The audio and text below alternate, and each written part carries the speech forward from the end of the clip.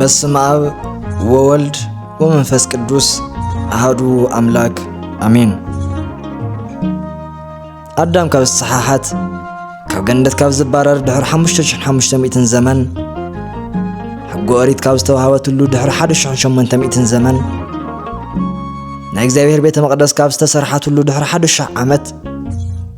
ካብ አብርሃም ድሕሪ 42 ትውልዲ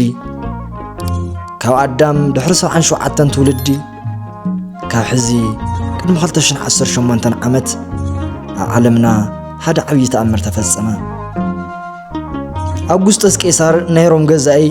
ሄሮድስ ናይ ይሁዳ ንጉስ ከምኡውን ቄረኔዎስ ናይ ሶርያ ገዛ ኣብ ዝነበረሉ እዋን ናይ ወዲ ሰብ ህይወትና ዓብይ ናይ ድሕነት ምዕራፍ ዘሰጋገረ ዓብይ ክስተት ኣብ ሃገረ እስራኤል ኣብ ቤተልሔም ተኸስተ። እዚ እውን ናይ ጎይታናን መድኃኒትናን ኢየሱስ ክርስቶስ ልደት እዩ። ማቴዎስ 1:17 ልደተ ክርስቶስ መንፈስ ቅዱስ መሪሕነት ብነቢያት ትንቢት ተነጊሩሉ ሰዋዕት ተሓይዙሉ በቅዱስ ገብርኤል ብስራት አዶን ድንግልን ካብ ዝኾነት ድንግል ማርያም ብሕቱም ድንግልና ስለ ዝተወለደ ናቱ ልደት ኣመናፍሉይን ግሩምን እዩ። ኣብቲ ወርሓት ንሱ ግብሪ ንምስብሳብ ንኽጥዕም ብምሕሳብ ኩሉ ሰብ ንኽቁፀር ካብ አውግስጦስ ቄሳር ትእዛዝ ወፀ።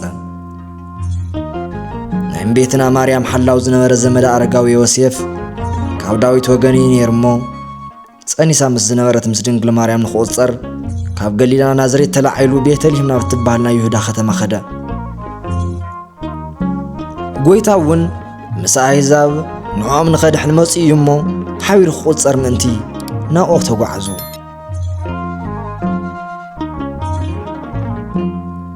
ኣብ ቤተልሔም እናሃለዉ ናይ ድንግል ማርያም ናይ መወለዲኣ ወርሓት 9 ወርሕን 5 መዓልትን በጽሐ።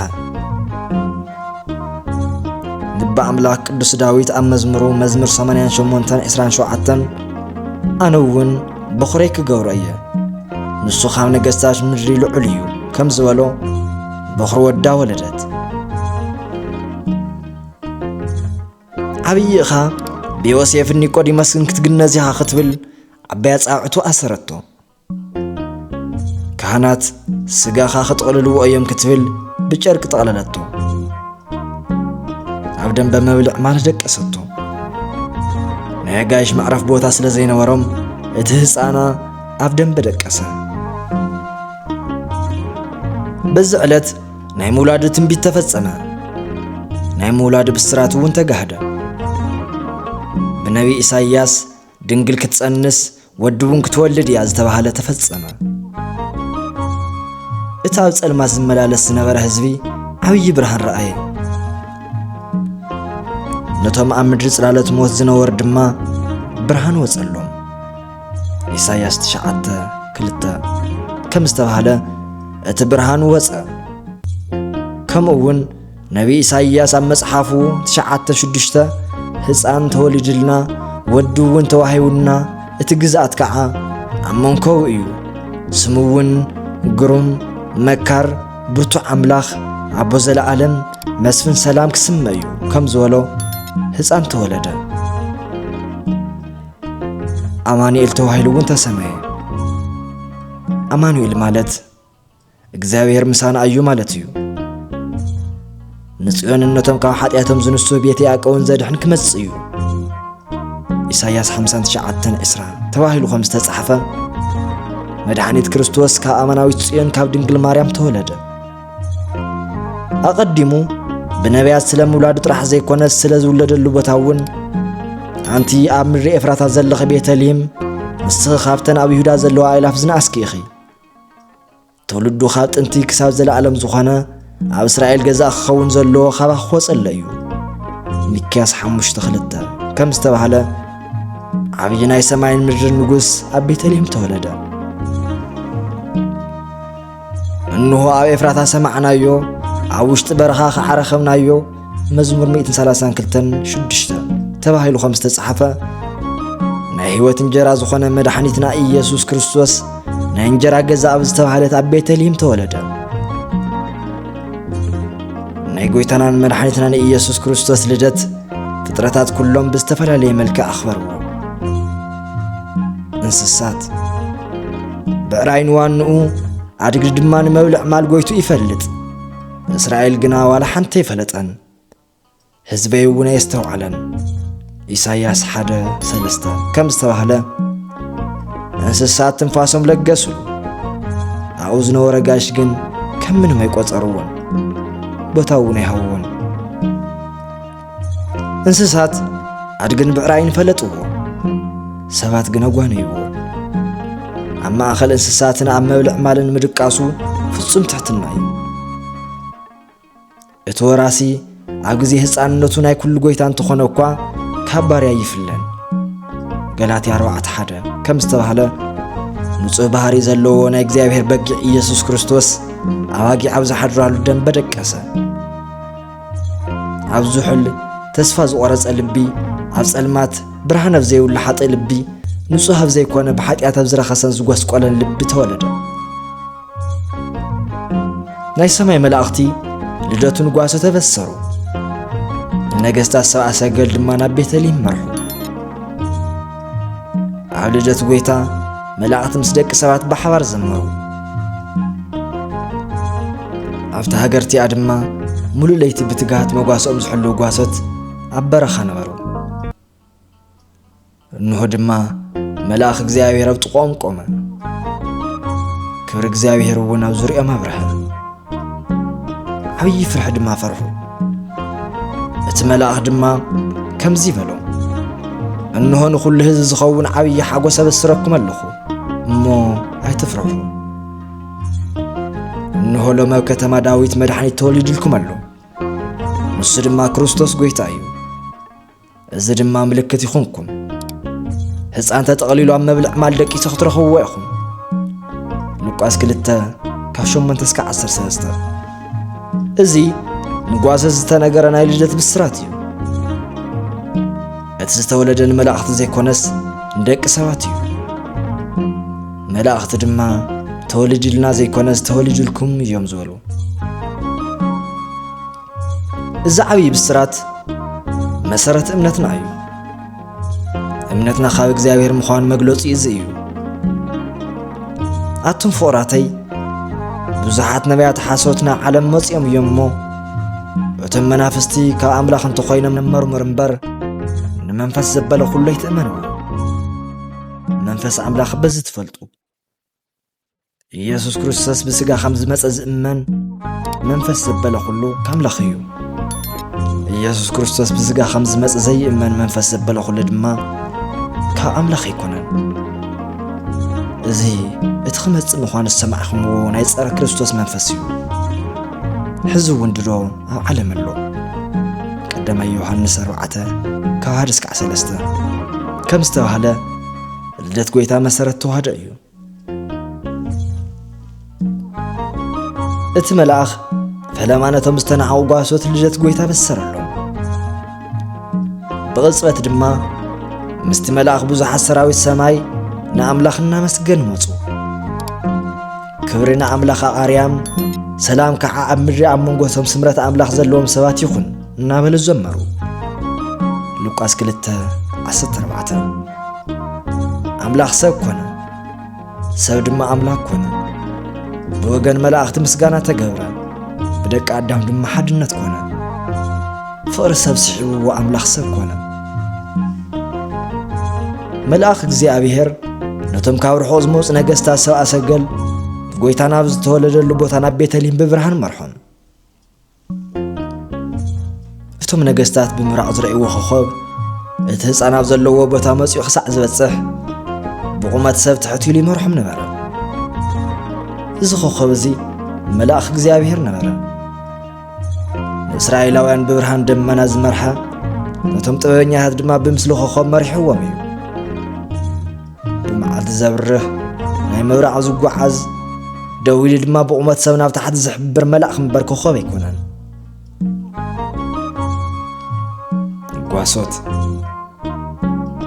ጓሶት ብስራት ልደት ካብ ኣምላኽ ሰሚዖም ምስ መላእኽቲ ተመስገኑ ዘመሩ እውን ንሱ ሕያዋይ ጓሳ ስለ ዝኾነ ልደቱ ፈለማ ንጓሶት ገለጸ ዮሐንስ 10:11 ጓሶት እውን مسغانهم يقارصون እምበኣር እግዚአብሔር ዝገለጸልና እዚ ዝኾነ ነገር ንርአ ተባሃሉ ቀልጢፎም ድማ መጹ ንማርያምን ዮሴፍን ነቲ ህፃን ድማ ኣብ መብልዕ ማል ደቂሱ ረኸብዎ ምስ ረእይዎ ድማ ብዛዕባ እቲ ህፃን ዝተነገሮም ነገር ገለጹ ጓሶት ልደቱ ሰሚዖም ኣመስጊኖም ቀልጢፎም ከዱ ለይቲ መጓሶኦም ሓዲጎም ንዝረእይዎ ድማ ንኻልኦት ገለጹ ጓሶት ከምቲ ዝተባሃለሎም ስለ ሰምዕዎን ስለ ዝረእይዎን ኩሉ እግዚአብሔርን እናመስገኑን እናኽበሩን ተመለሱ ናይቲ ሕያዋይ ጓሳ ልደት ነቲ ጓህን ጓሶት ተበሰረ ኣብ መብልዕ ማል ደቂሱ ካብ ካህናት ወይ ካብ ጸሓፍቲ ዘይኮነስ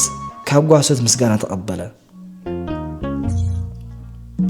ነዋ በግኡ ለእግዚአብሔር ዘይኣትት ኃጢአት ዓለም በደሙ እንሆነ ዓለም ኃጢአት በደሙ ዝድምስስ ናይ እግዚአብሔር በጊዕ ዝተባሃለ ናይቲ በጊዕ ወዲ እግዚአብሔር ልደት ካብ ሊቃውንቲ ካብ መምህራንን ካብ ነገስታትን ቀዲሞም ጓሶት ሰሚዖም መስገንዎ ሰብአ ሰገል ካብ ርሑቕ ምብራቕ ዝመፁ ነገስታት ሰብአ ሰገል ንዑኡ ክሰግዱልን ህያባት ከበርክቱልን መፁ ዝተወልደ ኣምላኽ ኢሎም ላዕለዋይ ስሙ ከይጽውዑ ኣምላኽ ከመይ ይውለድ ኢሎም ኣብ ክንዲ ዝነበረቶም ጽንዓት እምነትን ከይጠራጠሩ ህፃን ኢሎም ታሕተዋይ ስሙን ከይጽውዑ ኩሉ ግዜ ህፃን ዝውለድ እዩ ታይ ይፈልዮ ኢሎም ነገሩን ከየቕልሉ ብማእኸላይ ስሙ ኣይቲሃሎ ንጉስ ዘተወልደ እናበሉ ካብ ርሑቕ ናብ ቤተልሔም መፁ እቶም ኣብ ቀረባ ዝነበሩ ነገስታት ካብ ርሑቕ ብምምፅኦም ዝተወለደ ንጉስ ተባሂሉ ብምፅውዑን ሰንበዱ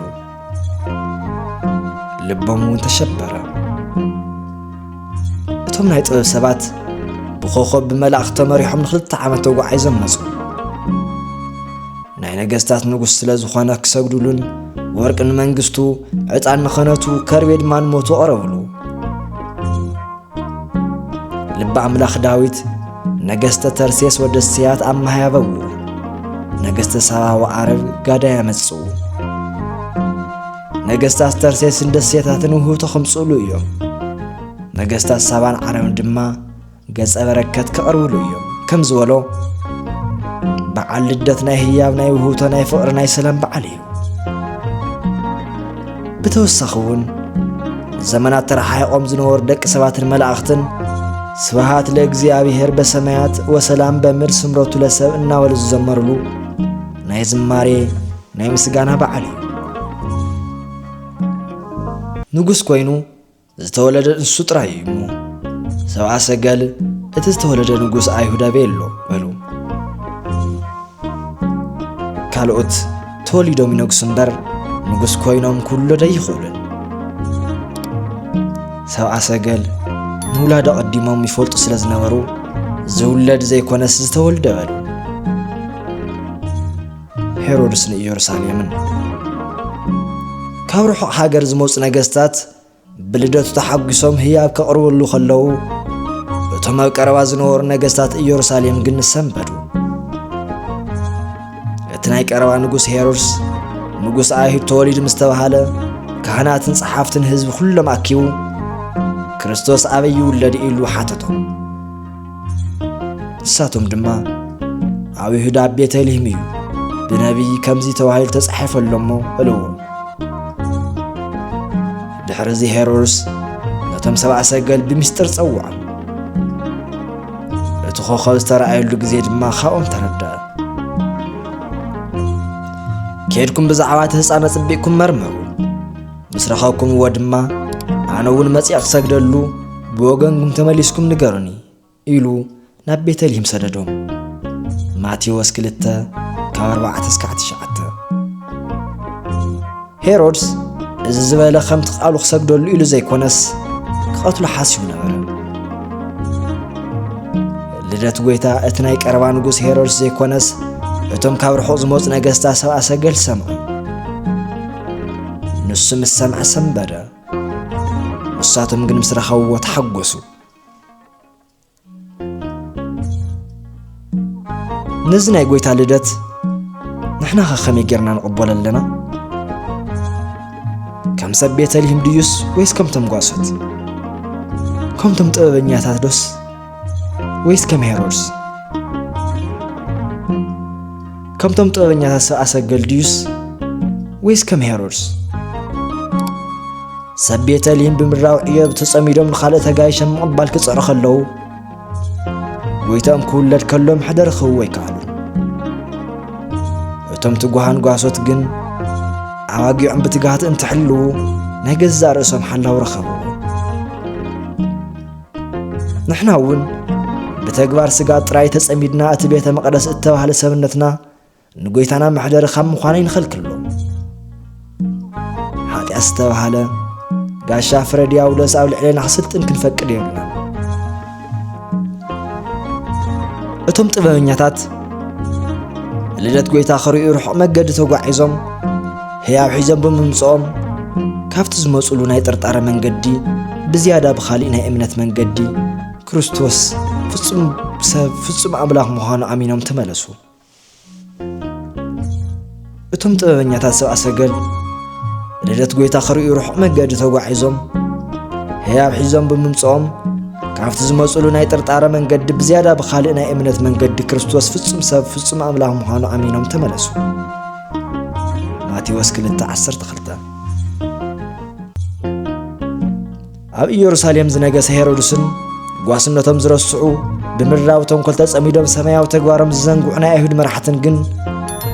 ኣብታ ዝተተስፈወት ምድሪ ተቐሚጦም ከለዉ ልደት ጎይታኦም ክሰምዑ ኣይተዓደሉን። ንሰምዑ እውን ንኽፍእ እምበር ንድሕነት ኣይተጠቐሙሉን። ንሕና እውን ከምቶም ጥበበኛታት ኣቦታትና ዝመሃሩና ናይ ክርስቶስ ካብ ክልተ ኣካል ሓደ ኣካል ካብ ክልተ ባህሪ ሓደ ባህሪ ኮይኑ ብስጋ ማርያም ናይ ምግላጽ ፍቕሪ እናሓሰብና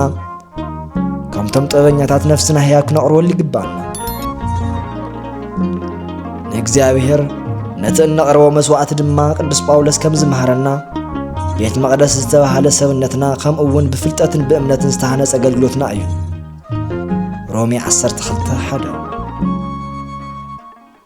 ከም ሄሮድስን ከምቶም ናይ ኣይሁድ መራሕትን ኣብታ ዝተተስፈወት ምድሪ ኣብ ቅድስቲ ቤተ ክርስቲያን ተቐሚጥና ኸለና ካብ ጸጋ እግዚኣብሔር ተፈሊና ኸይንጠፍእ ክንጥንቀቕ ኣለና። ነዚ ድማ ኣብነትና ኣዴና ቅድስት ድንግል ማርያም እያ። ንሳ ኣደ ጎይታናን መድሓኒትናን ናይ ቅዱሳን ነቢያት ተስፋ መፈጸምታ እያ። ንሳ ነቲ ዝተገበረ ኩሉ ነገር ኣብ ልባ እናሓሰበት ብጥንቃቐ ትሕዞ ነበረት። ሉቃስ 2:19 ምውላድ መድሓኒት ዓለም ምፍጻም ትንቢተ ነቢያት ምስጋና መላእኽቲ ምስጋና ጓሶት ምስጋናን ስግደትን ሕያውን ሰብአ ሰገል ኩሉ ኣብ ልባ ቐሚጣት ተነበረት። ንሳ መዝገብ ምስጢር እያ እሞ እቲ ኣብ ልባ ዝቐመጠቶ ድማ እዩ ንዓና ዝበጽሕና።